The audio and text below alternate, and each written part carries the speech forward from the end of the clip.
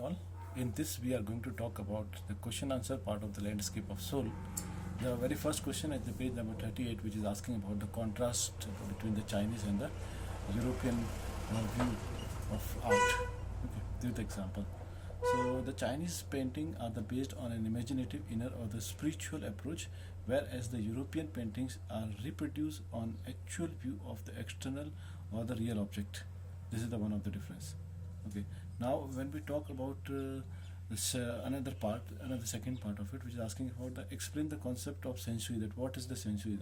The sensui, as I already told you, the sensui is the mountain water, which refers to the style of the Chinese painting that involves the natural landscapes.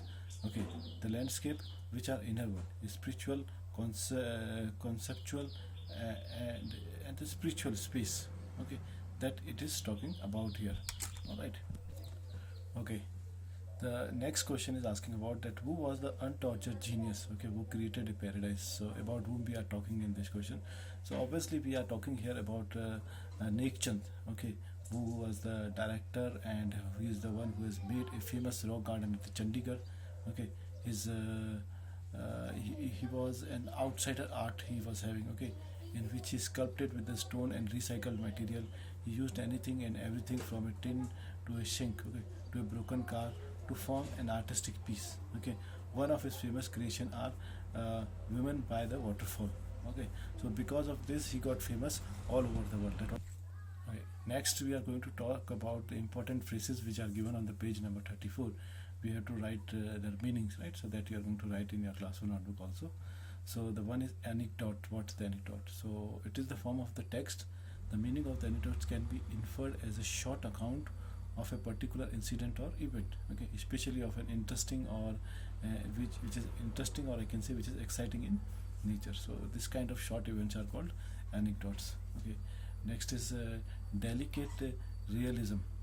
Okay, so what is this delicate realism?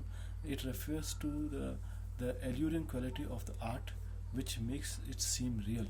It is an interest or the concerns for the actual or the real as a opposed to abstract. Okay, the next is alienistic likeness. Okay, so alienistic likeness is what it refers to an objective. It refers to an adjective of the technique of using the pictorial methods in order to deceive the eye. The reference is to an illusion created by the resemblance of something. Another term is about figurative paintings. So a figurative painting refers to a metaphoric representation of an art, okay, through the eyes of a creator's imagination. And another term is conceptual space. What is conceptual space here? It refers to the relation with the abstract and the factual representation. This is the incalculable dimensions of the understanding of concepts. Okay, thank you.